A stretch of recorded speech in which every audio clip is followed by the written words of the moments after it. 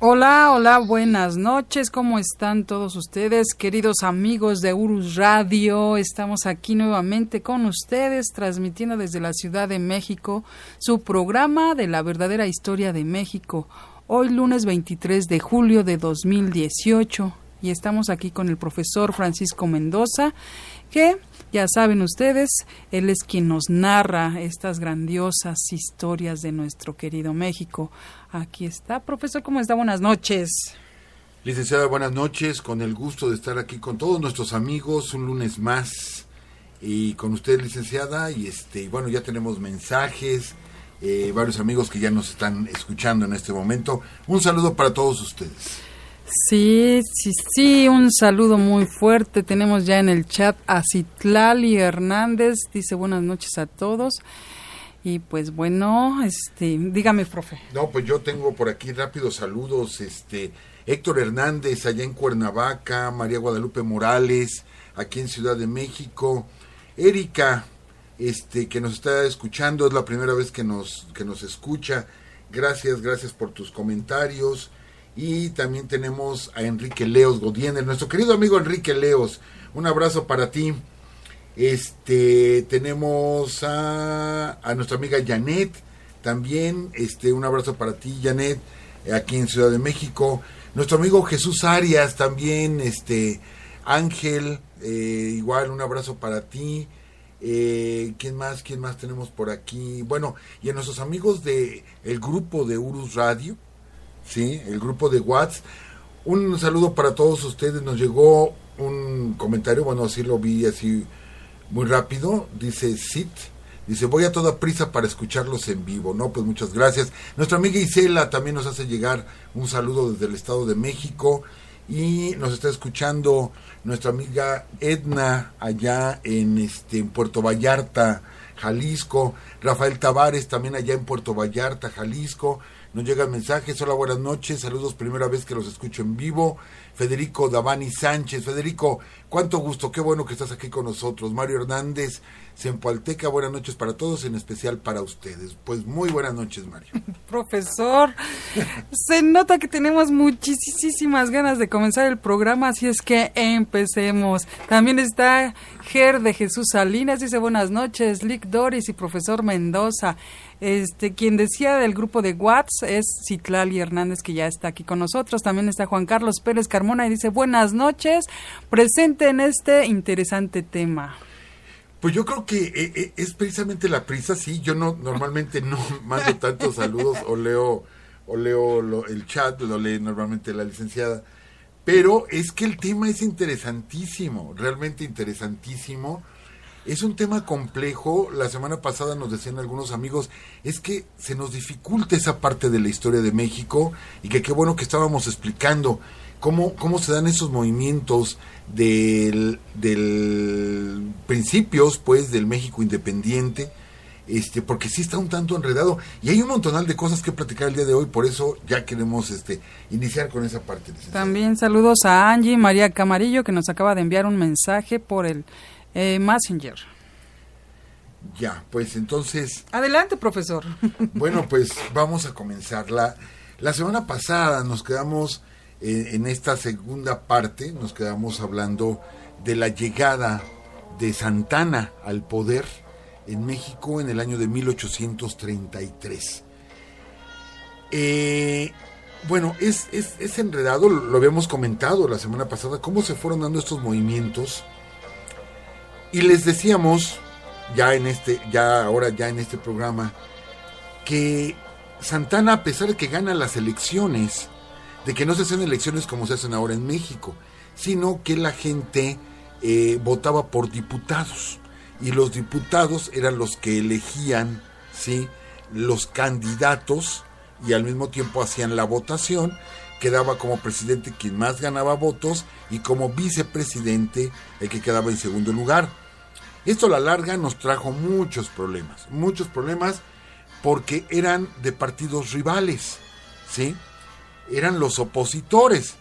Entonces, imagínense lo que ahorita sería, en estas últimas elecciones, el virtual presidente Andrés Manuel López Obrador, teniendo de vicepresidente a Anaya, que son partidos totalmente contrarios o con ideas totalmente contrarias. Bueno, pues esto se hacía en los principios del México independiente, por lo tanto hubo tantos golpes de Estado y tantos cuartelazos dados por los vicepresidentes. De hecho, Guadalupe Victoria recibe el primero, directamente de don Leonardo Bravo, ¿sí? De Nicolás Bravo, perdón, directamente de Nicolás Bravo, recibe el primer intento de golpe de Estado, que es sofocado por Vicente Guerrero, gente de la independencia totalmente, y estaban en ese pleito. Pero bueno, les digo, esto vino a traer consecuencias a todo lo largo del siglo XIX, esta figura del presidente y el vicepresidente. 1833 llega a la presidencia Santana, y el señor ni siquiera se presenta a tomar posesión. Dice que él se siente mal de salud y agarra y dice, pues pongan al vicepresidente. Sí, o sea, yo quedo como presidente y mientras que mande el vicepresidente, y realmente quien hereda de Anastasio Bustamante, hereda el poder, es Valentín Gómez Farías, que sería el siguiente presidente. Valentín Gómez Farías, aguas aquí, amigos, aguas aquí, porque esto es trascendente en la historia de la mitad del siglo XIX, la llegada a la presidencia de la República de don Valentín Gómez Farías, empezando porque es médico. ¿Qué tiene que ver esto con que él sea un médico? Bueno, él había leído a los enciclopedistas franceses, él había leído a algunos liberales españoles, era una persona muy preparada. Don Valentín era sumamente preparado, ¿sí? En España ya se habían dado algunas reformas o intentos de reformas. A ver, aquí nos hacen una pregunta. Bueno, dice Israel Arriaga, hola maestros, con gusto, una vez más, muy buenas noches. Y Juan Carlos Pérez Carmona, Antonio López de Santana, héroe o villano, el eterno inculpado en la pérdida de nuestro territorio. De eso vamos a hablar hoy, Juan Carlos. Ay, perdón. Perdón también, yo profesor estaba acá distraída y no entré al quite, como dicen. Bueno, Santana no toma el poder, y solamente en el año de 1833, solamente en ese año, tenemos en sí 9 presidentes, o 9 periodos presidenciales. El primero, perdón, hace rato dije Bustamante, no, hay un error ahí. La cuestión es que Valentín Gómez Farías toma el poder. Al poco tiempo, sí, mes y medio, algo así, retoma el poder Santana. Luego se va y vuelve a dejar a Gómez Farías. Luego regresa otra vez Santana. Luego otra vez Gómez Farías, luego otra vez Santana, luego otra vez Gómez Farías, luego otra vez Santana. 4 veces toma el poder Santana en solo un año. Y 4 veces es vicepresidente y presidente Valentín Gómez Farías. Parecía un juego de estos de ping-pong, de que la bolita nada más iba y regresaba, ¿sí? ¿Por qué esto? Porque cuando toman el poder Santana y Gómez Farías es liberal, ¿sí? Y Santana se declara como un liberal moderado.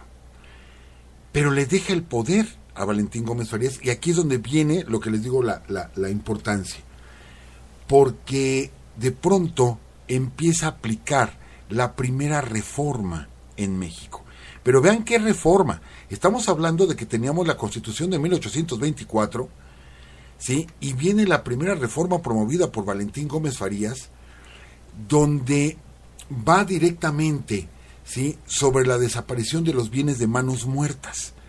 ¿Qué son los bienes de manos muertas, amigos? Pues bien, son los bienes que pertenecen a la iglesia y que al pertenecer a la iglesia no se pueden vender ni se pueden comprar, ¿sí?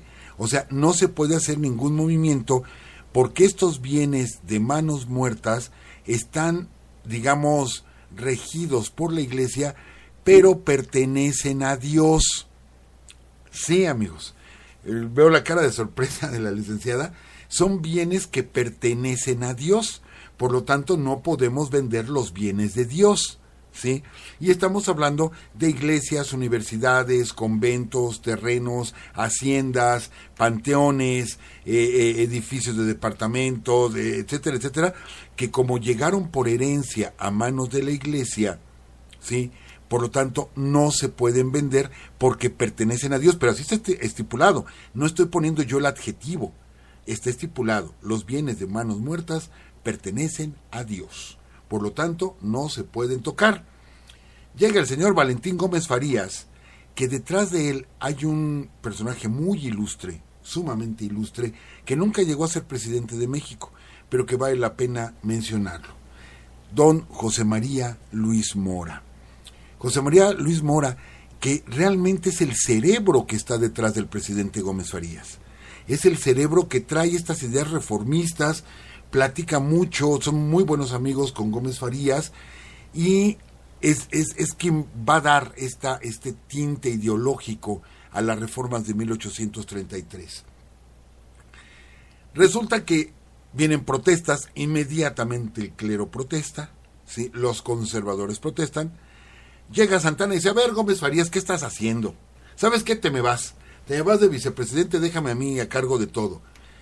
De pronto tiene los problemas encima. Santana se queda un mes en la presidencia y dice, ya me voy, y se vuelve a ir Santana, y vuelve a dejar a Gómez Farías, y Gómez Farías, en lugar de dar marcha atrás, continúa con el proceso, ¿sí? De la reforma, y de pronto desaparece la Real y Pontificia Universidad de México. Esto es un golpe tremendo para la Iglesia, porque es la Real y Pontificia Universidad de México. ¿Por qué les decía yo la importancia de que es un médico? Porque Valentín Gómez Farías se quejaba y decía que cómo era posible tanto atraso, tanta ignorancia en México debido a las normas eclesiásticas, que la Iglesia había impedido el desarrollo de la humanidad o de la parte occidental de la humanidad, que había impedido el desarrollo de la ciencia, que había impedido el desarrollo de la tecnología, y que por lo mismo los médicos no podían ayudar a la gente. ¿Por qué? Porque la Iglesia no lo permitía, ¿sí? Entonces él, como un, vamos a decirlo así, científico, o con ideas científicas de ese tiempo, se da cuenta de que la Real y Pontificia Universidad de México lo único que está haciendo es dañar a la gente, dañar a los escolares, porque no había opciones de estudio más que la Iglesia. Entonces cierra la Universidad de México, la cierra Gómez Farías, y regresa Santana. A ver, ¿qué estás haciendo, Valentín? Otra vez agarro yo la presidencia, y le caen todos los problemas, y otra vez se vuelve a ir mejor Santana, y vuelve a dejar a don Valentín, y don Valentín sigue con las reformas, ¿sí? Por ejemplo, retira el diezmo obligatorio. Sí, amigos, el diezmo era obligatorio, no era voluntario, y él lo declara, que el diezmo sea voluntario, que la fe de la gente, si querían entregar el 10% de sus ingresos, pues que lo dieran de corazón, no porque se los obligaran.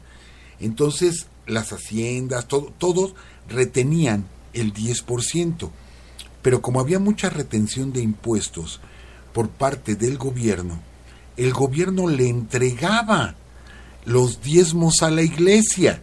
O sea que la Iglesia iba cada mes por su diezmo al gobierno de los impuestos que estaba cobrando por lo que cobra, ¿sí? Por la infraestructura del país. Imagínense ustedes, ¿sí? Imagínense, dueños de prácticamente el 80% de los bienes en México. Pero aparte, todas las ganancias que recibía el gobierno, se tenía que dar el 10% a la Iglesia, y los señores nada más iban, estiraban la mano y cobraban. Entonces agarra Valentín Gómez Farías y dice, no, señores, ¿saben qué? Cerramos la universidad, los bienes de manos muertas, esos bienes que están sin producir, sin hacer nada, los voy a expropiar, ¿sí? Los voy a expropiar para venderlos. Ajá. Luego, los días festivos. La Iglesia tenía cantidad de días festivos en México. Actualmente, ustedes revisen, tenemos 12 días oficiales festivos en México. La gran mayoría son de carácter político. Esto es 21 de marzo, el natalicio de Benito Juárez, 5 de febrero, Día de la Constitución, 10 de mayo es más social por ser el Día de las Madres, y tenemos algunos días religiosos, que son 2 días de Semana Santa, ¿sí? Y el 24 de diciembre, que es el nacimiento de Jesús, tenemos 3 días. Antes estaba bueno, tenemos el 20 de noviembre, 15 de septiembre, 2 de noviembre, festividad de los muertos, entonces tenemos 4 días festivos de carácter religioso. Antes teníamos oficialmente más de 30 días festivos, pero aparte había días festivos en diferentes regiones del país, porque era el día de San Cayetano, porque era el día de Santa Prisca, que porque era el día de no sé qué tanto, y era festivo tras festivo, tras festivo, tras festivo. ¿Por qué, amigos? Vamos a decirlo claramente, ¿sí? En Urus Radio ustedes conocen más o menos nuestra línea editorial. ¿Por qué? Porque en el festejo reciben mucho dinero las iglesias, porque son los festejos de los santos. Lo hemos dicho aquí, la gran cantidad de dinero que recibe, por ejemplo, la Basílica de Guadalupe, el día 11 y el día 12. Les hemos platicado como anécdota que la Basílica de Guadalupe tiene unas enormes alcancías. Si ustedes han ido a la Basílica de Guadalupe, verán esas enormes alcancías, y todas las noches va un equipo de estos de camionetas de valores a sacar el dinero que están en las alcancías de la Basílica. Cuando es 12 de diciembre, ¿sí? Las alcancías se están vaciando cada hora. Esto es que se llena y se vacía cada hora. Porque es tanta la cantidad de dinero que ingresa, porque es el día de tal santo, ¿sí? Recuerden que todo esto no paga impuestos. Todo esto no se paga ningún impuesto. Entonces, imagínense, pues todo el mundo tenía días festivos y nadie podía ir a trabajar, pero sí tenían que ir al festejo porque si no se les excomulgaba. Entonces eran días festivos para todo, y lo que hace Valentín Gómez Farías es reglamentar y reducir los días festivos en México. Otro, crea la Dirección de Instrucción Pública. No solamente quitó la universidad, sino que había que dar una respuesta, y crea lo que es la Dirección de Instrucción Pública, ya dando una línea, ¿sí?, laica a la educación en México, y prohíbe al clero meterse en los asuntos políticos del país. No, pues imagínense la revolución que causó el presidente Gómez Farías. O sea, toda una revolución ahí. Tanto así que Santana, cuando regresa por 4ª vez al poder, llega, pero no llega de buena forma, llega prácticamente a darle un golpe de Estado a Valentín Gómez Farías, de tal forma que tiene que salir del país Valentín Gómez Farías. Años después volverá a ser presidente y vicepresidente y le vuelve a dejar la presidencia. Pero bueno, estamos hablando del 33 y 34, ¿sí? Tiene que salir huyendo del país el presidente Gómez Farías, y José María Luis Mora, que de hecho ya no regresaría a México, se queda en París. Él era sacerdote, José María Luis Mora era sacerdote. Por aquellos que dicen, ¿no?, que bueno, eran los civiles contra los sacerdotes, no, era un sacerdote, y él era quien tenía estas ideas reformistas. Pero bueno, ya por fin se queda Santana en el 34, ¿sí? Pero ahora se declara conservador. Ahora dice, sí, es que estuvo mal, todas estas reformas que hizo Valentín Gómez Farías estuvieron mal. Entonces, lo que voy a hacer es que ahora soy conservador y todo lo voy a echar para atrás. Hay que poner atención en esto, amigos. ¿Por qué? Porque efectivamente esas reformas no se pudieron imponer en México, sí, pero quedaron latentes.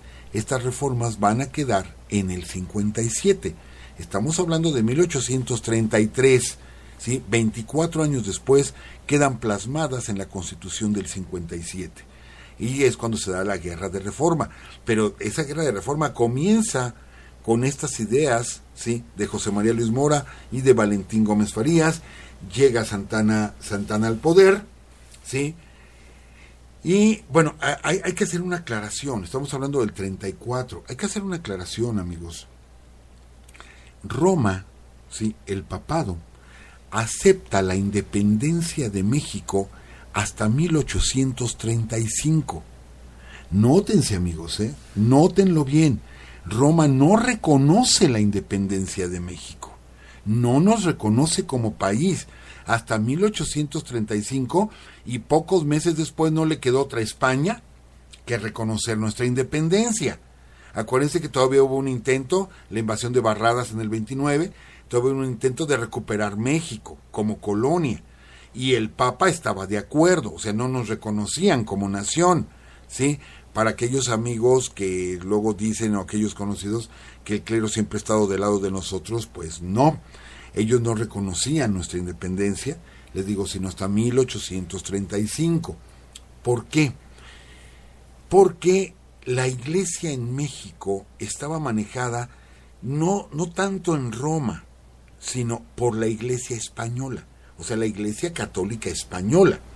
De hecho, los obispos y arzobispos que nos llegaban a México eran en su gran mayoría de origen español, ¿sí? Entonces, a quien le estábamos pegando no era tanto al papado en Roma, sino a la iglesia católica, apostólica y romana con sede en España, ¿sí? Pero bueno, 1834, prácticamente ahí sí se avienta todo el año, Santa Anna en la presidencia, pero empezamos a tener un problema muy fuerte en México, ¿sí? Que es el hecho, fíjense ustedes, amigos, aquí está lo enredado, que como llega con ideas conservadoras Santa Anna y se convierte México en una república centralista, esto es, que solamente tiene el poder el centro del país, todos los demás estados se convierten en departamentos. México como república, ¿sí?, tenían libertad los estados, y así eran llamados estados, por eso nuestro país se llama Estados Unidos Mexicanos. Son estados que tienen libertad, pero deciden unirse a una federación, en este caso es México. Por eso nuestro nombre es Estados Unidos Mexicanos. Pero cuando Santa Anna quita por última vez a Gómez Farías en el 34, principios del 34, nos convertimos en república centralista, por lo tanto nos convertimos en departamentos. Entonces, varios estados del país se niegan, ¿sí?, a aceptar este cambio totalmente conservador, se niegan a aceptarlo. Entonces surge el movimiento de independencia de Yucatán, la República de Yucatán. Surge el movimiento de independencia, ¿sí?, de Tabasco, que también se independiza de México.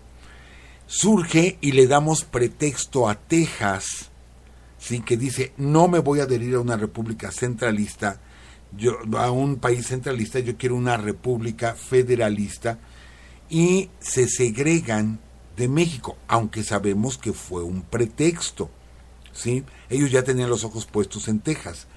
Pero también surge otra república, la República del Río Grande. Esta república, de hecho, tiene hasta su bandera y se forma con los estados de Nuevo León, el estado de Coahuila, parte del estado de Texas y el estado de Tamaulipas. Surge otra república. Surge la República de California, ¿sí? Sinaloa también amenaza con salirse de la federación. O sea, esta decisión de volvernos conservadores y centralistas divide al país en pedazos. Santa Anna inmediatamente se empieza a movilizar, sobre todo la cuestión tejana era la cuestión más seria, y Santa Anna deja el poder en enero de 1835 para atender todos estos asuntos, ir a someter a todos los rebeldes que había en el país, sobre todo, les digo, a la gente de Texas, y deja en el poder, ¿sí?, al general Miguel Barragán. Miguel Barragán, todavía un liberal, ¿sí?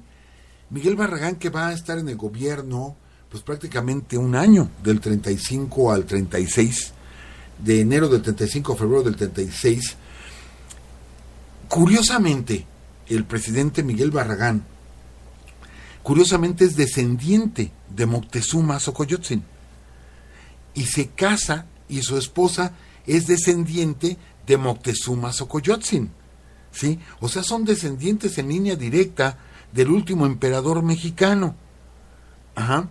Entonces, es un dato muy curioso de este presidente, porque él sí viene, insisto, de línea directa del último emperador de México. Miguel Barragán va a morir prácticamente en la presidencia de la República. Es un personaje muy querido en México. El presidente Barragán es muy querido en México.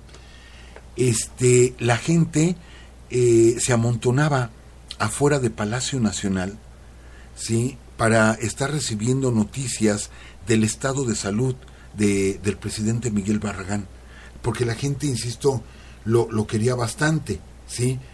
De hecho, él muere, y antes de morir, él deja dicho que su cuerpo se ha dividido, y llevado a sus partes a diferentes lugares de México donde él vivió y donde él luchó durante la independencia, primero con el lado virreinal, pero luego se opuso al imperio de Iturbide, lo corrieron del país, lo regresa Vicente Guerrero, en fin, pero él es un liberal, y él decide, y hasta el día de hoy ahí se encuentran. Yo no lo he podido comprobar, porque somos muy curiosos, luego con la licenciada y con algunos amigos que andamos ahí hurgando temas históricos, pero los ojos del presidente Miguel Barragán se encuentran en San Luis Potosí. Ahí se encuentran los ojos. El corazón se encuentra en Guadalajara, en la Catedral de Guadalajara. Las entrañas, sus entrañas, se encuentran en la Basílica de Guadalupe de la Ciudad de México, ¿sí? Su lengua se encuentra, déjenme ver, se encuentra en San Juan de Ulúa, o él pidió que se llevara a San Juan de Ulúa. Ahí sí desconozco dónde se encuentre actualmente, pero el chiste es que él dividió su cuerpo y pidió que lo llevaran a varios lugares del país donde él había vivido. Muere el presidente Miguel Barragán, que había sido presidente interino, porque no está Santana está peleando, ¿sí? Y entonces el Congreso nombra a otro presidente interino en lugar de, porque no estaba Santana, nombra a José Justo Corro. Esto, amigos, es otro. José Justo Corro, pues casi nadie lo menciona, o rara vez se menciona al presidente Justo Corro de México. Entonces no sabemos lo que hizo de importante, y que fue, hagan de cuenta, bueno, ahorita se los platico, ustedes me dirán si tenemos o no razón. Durante el gobierno de José Justo Corro, ¿sí?, lo que él hace es, le toca a él, en 1836, le cae a él directamente la Guerra de Texas, ¿sí? Le cae a él como presidente. Santana se va al norte a pelear, ¿sí?, y a él le toca, pues, estar en la presidencia. Le toca vivir los tratados de Velasco que firma Santana, cuando Santana es hecho prisionero. Todo esto le toca vivir a José Justo Corro, pero es conservador. Es conservador, y él impone, para evitar, ¿sí?, que otra vez haya un intento de reforma en México. Les digo todo esto a raíz de la Constitución de 1824. Él forma un congreso constituyente donde se forma una nueva constitución. No se le conoce como constitución, se le conoce como las 7 leyes de 1836, ¿sí? Vamos a explicar esto de las 7 leyes. A ver, amigos, hace un momento les decíamos todo lo que hace el presidente Gómez Farías, ¿sí?, cómo se va contra el clero con todo. Ahora en el 33, ahora en el 36 va la nuestra, como dirían los conservadores. Ahora va la de nosotros.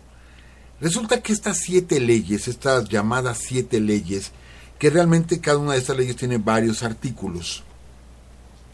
Fíjense los cambios que propone en México, y que de hecho se aplican durante una temporada. De hecho, la guerra de los pasteles. Estamos viviendo bajo las 7 leyes en México. Ahí les va. Para ser ciudadano de México, nótense amigos, ciudadano, se tiene que saber leer y escribir. Si no sabes leer y escribir, no puedes ser ciudadano. Entonces, ¿qué eres? Eres un habitante, pero no eres ciudadano. Solamente los ciudadanos pueden votar. O sea, la gente que no sabía leer y escribir, no tenían derecho a voto. Pero aparte, no solo es saber leer y escribir, sino que tienes que ganar por lo menos 1,000 pesos al año. O sea, saber leer y escribir y ganar 1,000 pesos al año para poder votar. Si no, no puedes ejercer el derecho al voto, te digo, porque no eres un ciudadano. Aparte, se va a formar, ¿sí?, el supremo poder conservador. Fíjense amigos, en México tenemos 3 poderes: poder ejecutivo, poder legislativo y poder judicial. Entonces surge, ¿sí?, el supremo poder conservador. O sea, un poder arriba de los 3 poderes, arriba del presidente, arriba de las cámaras y arriba de los jueces. Surge el supremo poder conservador, formado por 5 personas. Estas 5 personas, ¿sí?, para poder formar parte del supremo poder conservador, tienen que haber sido o expresidentes, o gobernadores, o diputados, o sea, haber estado metidos en la política, ganar hasta 3,000 pesos al año. Yo no sé por qué ese gusto de todo tasarlo en dinero. Pues era porque únicamente los ricos querían gobernar. Solamente si tienes dinero, tienes derecho a gobernar. Por lo tanto, tienes que ganar 3,000 pesos si quieres formar parte del supremo poder conservador. ¿Qué es lo que pasa? ¿Qué es lo que pasa, amigos, con esto? Cualquier ley que sacara el presidente tenía que ser aprobada por el supremo poder conservador. Alguna ley, alguna modificación a la Constitución, etcétera, que hicieran los diputados, tenía que ser avalado por el supremo poder conservador. Cualquier dictamen, cualquier sentencia de la Suprema Corte de Justicia de la Nación, ¿sí?, tenía que pasar por el supremo poder conservador. Estos 5 personajes eran los que decidían si se hacía o no se hacía. Entonces, de hecho, tenían un poder enorme. ¿Qué es esto, amigos? De alguna manera, miren, sí es muy criticable, pudiera ser muy criticable, pero no están tan lejos. ¿Por qué? Porque esto es el inicio de la ley de amparo en México. Ustedes saben que inclusive el presidente, las cámaras o la Suprema Corte de Justicia de la Nación no tienen la última palabra.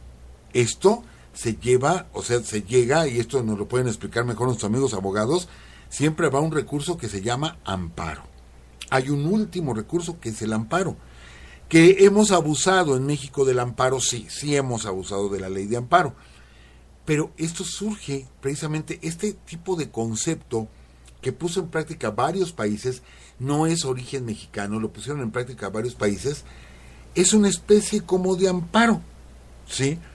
Esto es, tienes ciertas limitantes en tu poder, no puedes mandar absolutamente. Pero les digo, en México desgraciadamente hemos abusado de ello. Curiosamente, la ley de amparo en México surge en Yucatán, ¿sí? Poquitos años después surge en Yucatán precisamente. Pero bueno, entre algunas de las reformas que tienen las 7 leyes, en México. Amigos, José Justo Corro termina de su mandato en el 37. Acuérdense que en el 33 comenzaba ese cuatrienio y termina en el... Bueno, tenemos aquí nuevamente problemas con el profesor. No sé si se las tomó frías o qué pasó, profesor. No, ojalá fuera eso. Hace mucho calor, pero sí. Ojalá fuera eso, pero no. En abril del 37 termina este cuatrienio, y entonces, ¿cuántos presidentes pasaron por el país? 4, aunque 2 de ellos pasaron 4 veces cada uno, o sea, tuvimos 10 lapsos presidenciales en solamente 4 años, y gana las elecciones Anastasio Bustamante. Él es el que gana las elecciones, va a gobernar México por segunda ocasión, ¿sí? Anastasio Bustamante, a él le va a caer la guerra de los pasteles. De esto vamos a platicar la semana que entra, porque ahorita tenemos que hablar de lo que le toca a José Justo Corro, que es la independencia de Texas, y le decíamos hace rato a nuestros amigos, héroe o villano Santana. Santana va a tener 3 partes importantes en la historia de México, que es Texas, ¿sí?, que es la intervención norteamericana del 47, y la última etapa, que es donde caen los verdaderos excesos, llamándose Alteza Serenísima, que es en el 53, pero hablamos de la primera etapa. Héroe o villano, Antonio López de Santana. Yo particularmente, esta es mi opinión y respeto mucho la opinión de nuestros amigos, ¿sí? Yo creo que fue un ser humano, cometió errores, sí cometió errores muy graves. La batalla de San Jacinto es una barbaridad lo que hizo Santana, la batalla de San Jacinto, pero Santana va a ir cambiando. Santana, es más, amigos, les digo que él mandaba a Gómez Farías, o sea, le daba el poder al vicepresidente, y se iba a su hacienda a manga de clavo. Amigos, cuando se va a defender Texas y no hay dinero en el país, no hay un centavo para poder manejar a un ejército y llevarlo a recuperar el territorio tejano, imagínense lo que hace Santana: hipoteca su propia casa. La semana pasada platicábamos de Musquiz y decíamos Musquiz cómo cuidaba el dinero de México, que todo lo metía en un cuarto ahí en Palacio Nacional, que no dejaba que nadie lo tocara y que muere en la pobreza. Bueno, ¿qué presidente de México, para sacarnos de un apuro, es capaz de hipotecar su propia casa? Pues Santana lo hizo, hipoteca su casa, a ese grado, para poderle pagar a la tropa, para poder ir a pelear y recuperar el territorio tejano. ¿Sí? Es muy distinto a su Alteza Serenísima de los 50, muy distinto. Ajá. Es un Santana patriota, realmente es un Santana patriota que ya había brincado de conservador a liberal, según su conveniencia, pero que a la hora, perdón la expresión tan coloquial, pero a la hora de los trancazos, el señor no se abría. Y el señor se va a pelear, ¿sí? Que comete errores, no era, como le decían, el Napoleón mexicano. No era ningún Napoleón. Cometió barbaridades, la batalla de San Jacinto la pierde en 20 minutos, porque el señor estaba dormido. Lo agarran en paños menores, cuando él pudo haber destrozado a los tejanos, ¿sí? Pero ese es el malvado de la historia. Vamos a platicar después de lo que fue el 47 y vamos a repetir lo que siempre hemos dicho. Eso de que Santana vendió la mitad del territorio nacional es totalmente falso, como una moneda de 18 pesos. O sea, es falso. Uh-huh. Él no vendió el territorio nacional. En los 50 vendió la Mesilla, cuando la Mesilla ya estaba invadida, ¿sí? Pero eso de que vendió la mitad del territorio nacional es completamente falso, pero lo vamos a ver en su segunda etapa. En esta primera etapa, Santana se le culpa de la matanza y masacre, ¿sí?, de los colonos tejanos en la fortaleza de El Álamo. El Álamo, amigos míos, es un triunfo de las tropas de Santana. Sí, tenía la superioridad, totalmente la superioridad. ¿Y cómo fue? Los hizo pedazos y de hecho él pide que toquen, porque él pide la rendición de la fortaleza del Álamo. No se quieren rendir, les da varias oportunidades y él le pide a su corneta que toquen a degüello. ¿Qué es tocar a degüello? Es un toque de corneta que significa mátenlos a todos. Sí, aquí no hay prisioneros, mátenlos a todos. Los tenía que escarmentar Santana y efectivamente los matan a todos, salvo algunas mujeres que quedaron vivas. Él les había dado la oportunidad, no se quisieron salir de ahí. Santana es el malo de las películas de Hollywood. Surge la leyenda de Davy Crockett, del famoso Daniel Boone, ese que traía el gorrito de ¿qué era? Ay, no me acuerdo, profesor. Pero de zorra o algo así. Creo que sí. Surge esa leyenda y que ellos se defendieron como pudieron contra el desalmado criminal, asesino, etcétera. Hay un programa muy bueno que se los recomendamos, amigos, de Paco Ignacio Taibo, hablando del Álamo, basado en su libro, ¿sí?, con la investigación que él hace del Álamo, donde vemos realmente la diferencia de cómo contemplamos la historia. Lo malo es que nosotros no la contemplamos. Poco conocemos del Álamo, más sin embargo, en Estados Unidos, sobre todo Texas, ¿sí?, utilizan una frase, remember of Álamo, recuerden el Álamo, y que alguna ocasión platicábamos aquí en Urus Radio, de que en un partido de fútbol, porque luego la selección mexicana va a jugar a los Estados Unidos, y hemos visto en los partidos de fútbol que México juega en Texas, en estadios tejanos, sacan una manta grandota que dice Remember of Álamo, ¿sí? Esto es, los incitan a la violencia contra los jugadores mexicanos, mezclado con el patriotismo. Prometo, ya les platiqué una vez una anécdota aquí que tuve con una persona. Prometo el programa de la semana que entra comenzar platicándoles esa anécdota de un documento importante de la batalla del Álamo, el cual viví presencialmente esa anécdota, pero ya se nos fue el tiempo. Lo voy a platicar la próxima semana. Ya lo platicé una vez en un radio, lo voy a volver a platicar. La importancia que tiene para los tejanos esa batalla es lo que les da como que identidad, ¿sí?, a los tejanos. Y bueno, el malo es Santa Anna, pero estamos hablando, insisto, de 3 etapas en la vida de Santa Anna.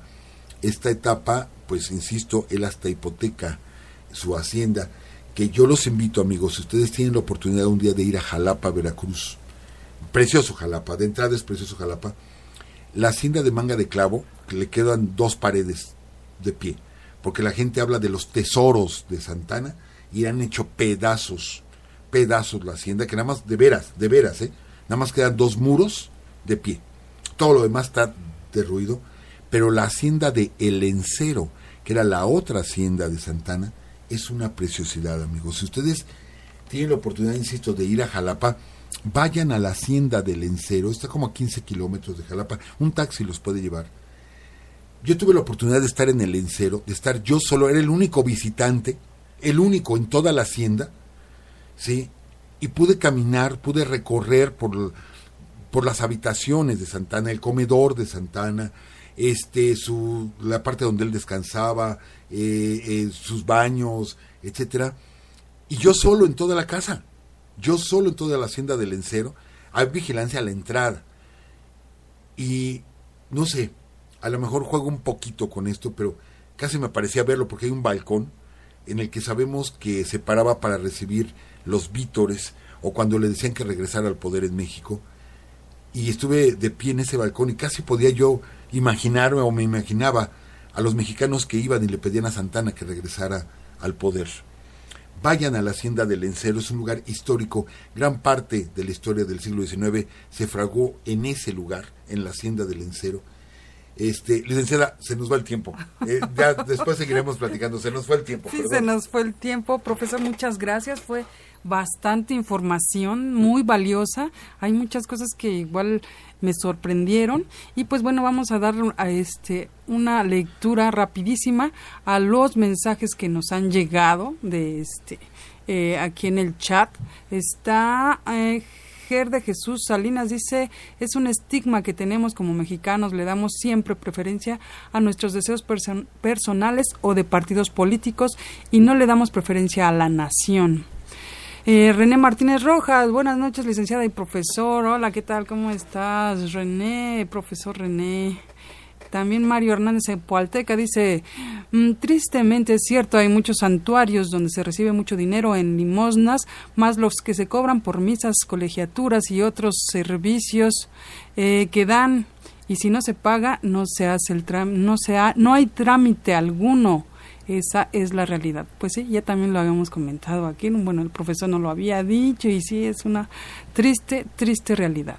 Antonio Chávez, ¡ay, de Antonio! Hace mucho que no te leíamos aquí en el chat. Dice: hola, buenas noches, saludos desde Xcaret, descansando en este maravilloso lugar. Xcaret, qué envidia. Ay, sí. Bueno, y Jesri Mendoza dice: saludos desde Tonanitla, también ya tenía mucho que no estaba en el chat.